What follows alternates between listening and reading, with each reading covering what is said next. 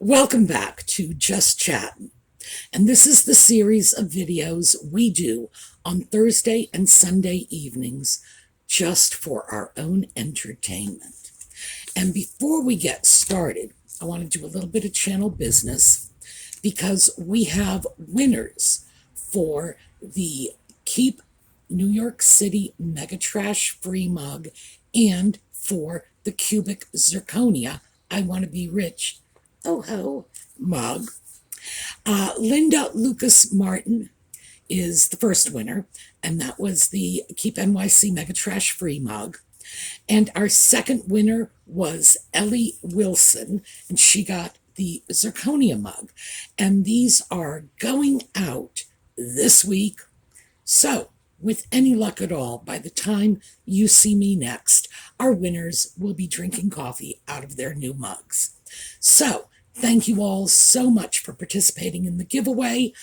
It is my opportunity to express my thanks to you, our viewers, for your continued support. And, oh gee, if I could just gather you all up together and take you out for coffee, it'd be wonderful. But I don't know any coffee shop big enough, so this is what I have to do instead. All right, so I promised you a purely speculative video today because we are going to talk about what I think is behind our ginger sock puppet's bizarre behavior. So, when we come back.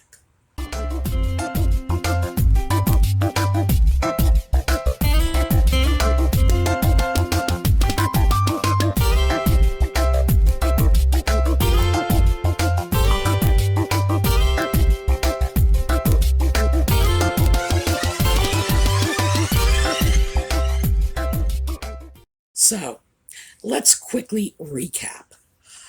And we're going to talk about some of the craziness that our sock puppet has gotten into. Yeah, I know, we're talking about you. Oh gosh, the cat's right at my feet. As soon as I start talking to the sock puppet, the cat gets jealous.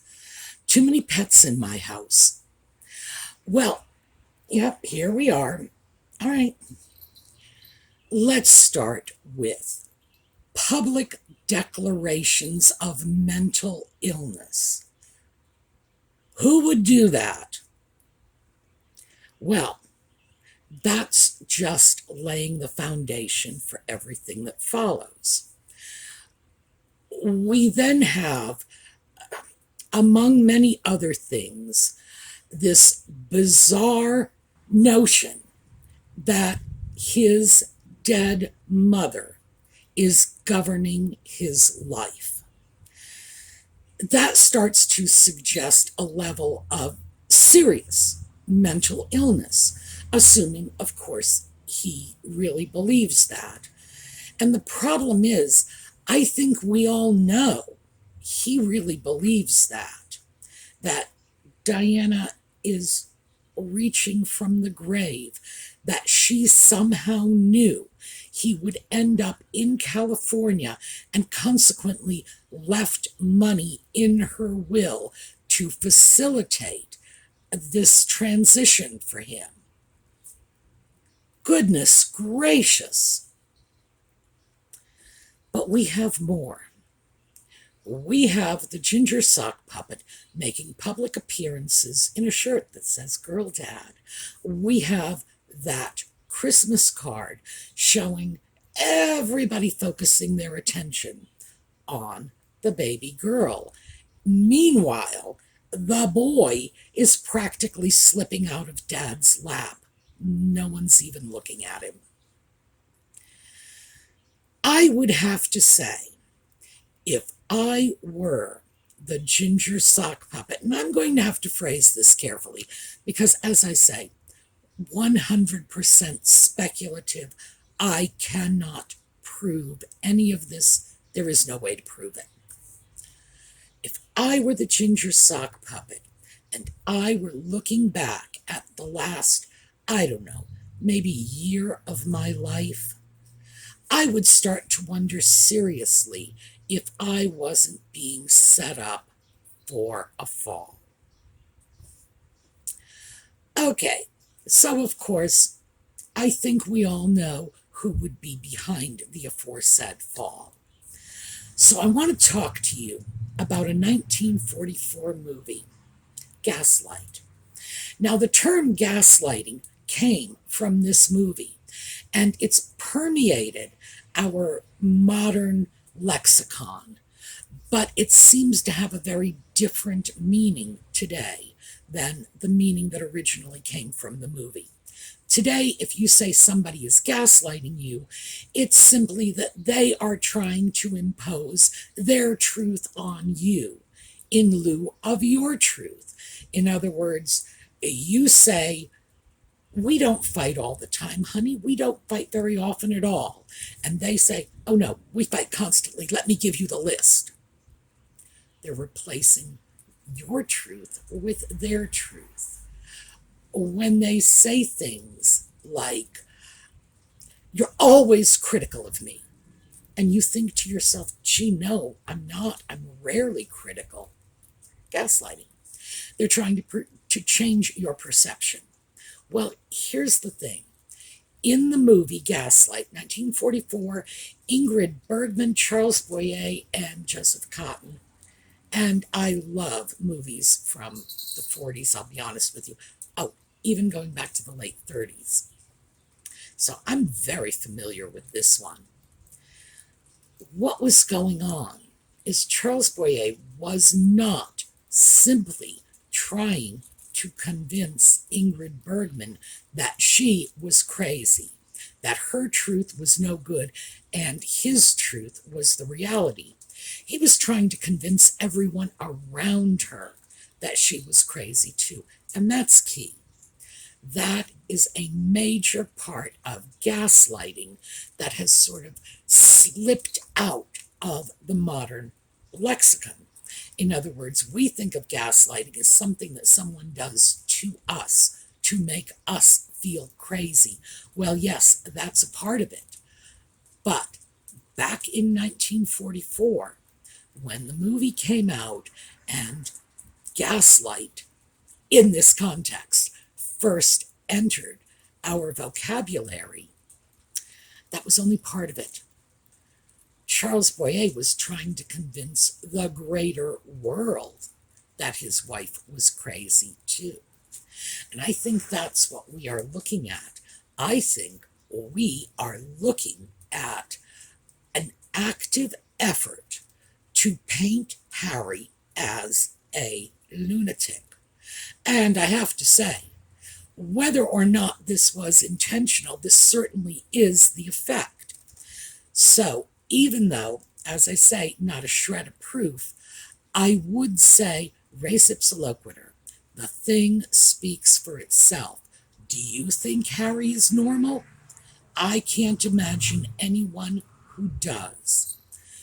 This is a person who seems absolutely incapable of walking away from his mental health issues and or his mommy issues, and I think they are inextricably linked, for more than about 30 seconds. And he's doing this in the most public way imaginable. So, where would this go? Well, could this be the end game? Could this be what is going to happen to Harry when he is no longer very useful?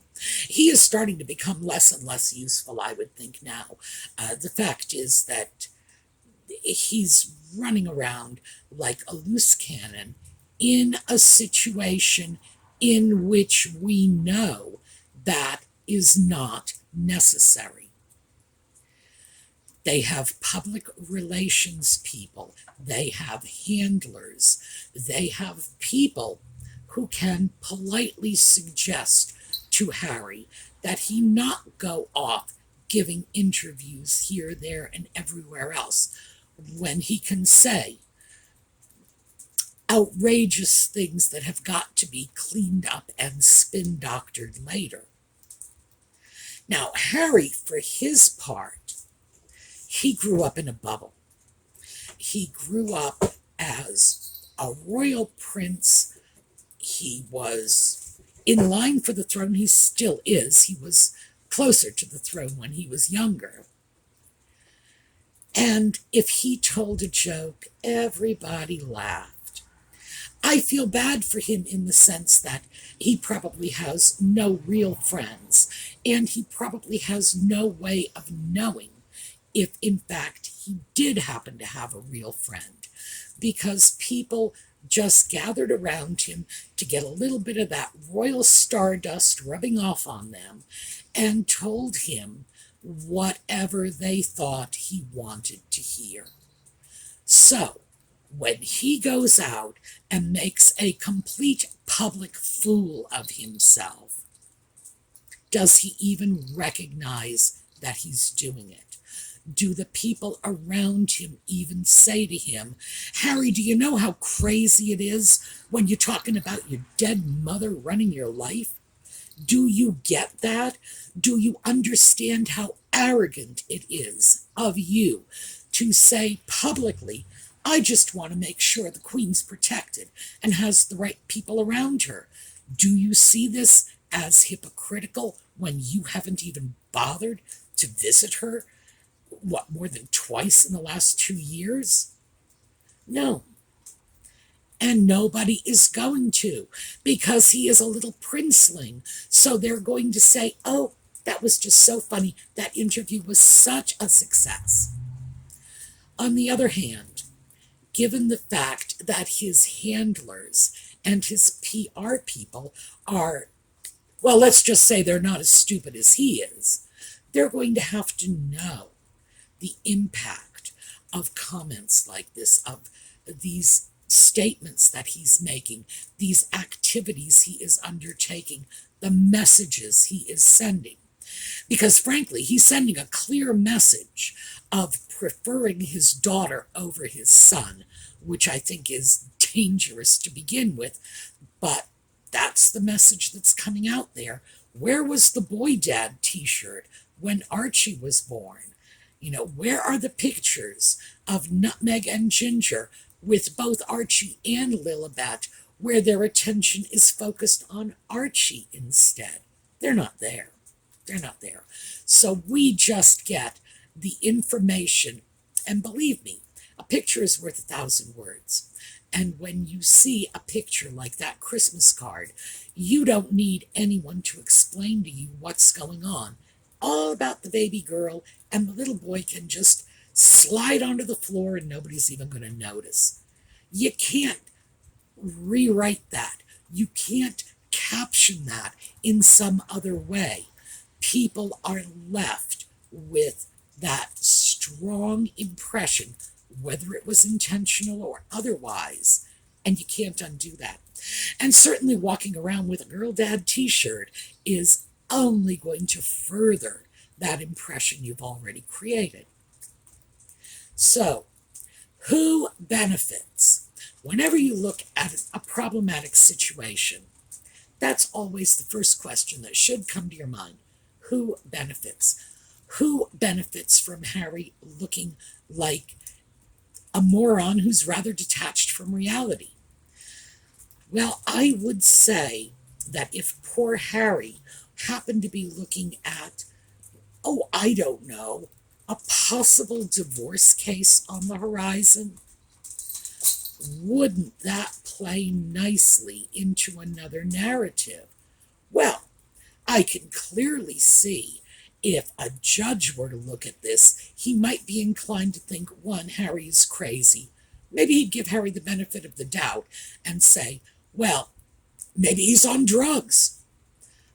And I don't know. I mean, frankly, for all I know, this guy could be taking enough Thorazine to kill a horse. And I would never know. How would I know? What? Because maybe his job performance was impacted? Because maybe his behavior was weird? No. All of the usual markers that are out there to tell you that someone you know, or perhaps just a celebrity you know about, has a drug problem are, frankly, completely absent. Harry, assuming he has a job, is anybody even going to notice if he doesn't show up for work? He's already making so many bizarre mental health claims. Would anybody notice if he walked in with a new one? Now, problem is, Harry could have a very serious drug problem, and none of us would be any the wiser because his baseline is so crazy. But it would be very helpful in the event of a dissolution of his family if he were seen as emotionally disturbed, in desperate need of therapy, preferring one child over another, engaging in reckless sports, because we ought to throw the polo in there, etc., etc. It might, in fact, be very useful in a custody battle. I know if I were a judge, I would have to think twice about giving custody to a man who says, "My dead mother runs my life." I'd really have to worry about that. I would also wonder if both children would get equal treatment from a father who is so blatantly preferring a daughter. So, as I say, can't prove this at all. Just speculation. But the supporting information that we have is, one, Harry is not only making fewer and fewer crazy statements, he is making more and more of them. Two, he has people, public relations people, handlers, personal assistants, people who could prevent this if they wanted to. But he's still out there doing it. All right, that is my theory on what's going on. You know where I think this is leading. I think this is leading to Harry being shunted out in the cold because he's clearly not mentally or emotionally fit to be a parent, or at least not a full-time parent, or a spouse, or anyone that a person would actually want to rely on as the head of their family. Let's just put it in those terms. So that's what I think is going on.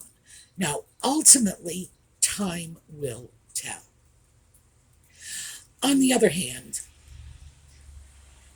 if there is a better explanation for this, one that considers why Harry would be making so many more nutty statements, doing so many more nutty things, and at the same time, why the staff of people that are hired for the express purpose of maintaining good, positive public relations for the folks in Montecito, why they are not stopping this.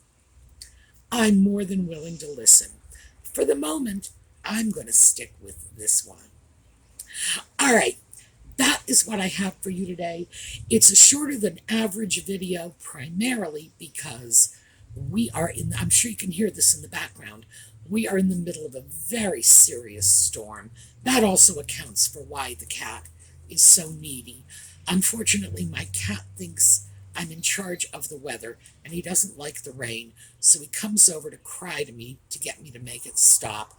I can't do this. I don't know what to say. But rest assured, I will cuddle him. He will feel okay about this. Well, not about the rain, but about the fact that I'm not stopping it for him. I'll get him to get over that. Meantime, what I would usually do at this point is give you an update on our t-shirt sales, our legal defense fund, I do not have that information for you at this moment. I don't believe it has largely changed. I believe we are just over $10,000. I will make a point of giving that information to you next time. However, because someone had mentioned this, I do want to assure you all, the money, the actual cash money, is in the hands of the t-shirt company that collected it and in the hands of the company that is running the website that takes in the donations. So just FYI, it's not even in my personal possession, but that is something I need to change this week, get it loaded into a bank account. But I'm going to have to talk to my lawyer and make sure it's the correct type of bank account, and then we will be good to go. It is at this point, fingers crossed and knock on wood, I have to say it is beginning to look less and less likely that we will need this. So in that case, what will happen is it will specifically go to a charity that is supporting free speech. It's that simple. I'm not looking at any other kinds of charity for this money because the overwhelming majority of the people who left comments with their donations said they were doing it to support free speech. If it's not going to be used to defend someone's right to free speech, then I think it needs to go to an organization that will put it to use for free speech and nothing else. So give me your thoughts on this. Also, give me your thoughts, because we're hitting the middle of the month, and that means I need to come up with another charitable venue for our donation for next month, and we got 2 weeks to do it. Let me know what your thoughts are. We have done Doctors Without Borders. We have done Adopt an Elder, and that was Native Americans. We have done a women's center in Vancouver, I believe, Vancouver, Canada. We have given to a PTSD organization in the UK for their wounded veterans, and to Koala Chlamydia in Australia. So, if you can think of another country that we should be dealing with, let me know. All right. Have a terrific day. We are going to take a look at a slideshow on our way out. I will see you all next week. I am looking forward to your opinions. Do you think that crazyharry.com is moving in the direction I think it's moving in? I really want to know. All right. Have a terrific day. I will see you all later.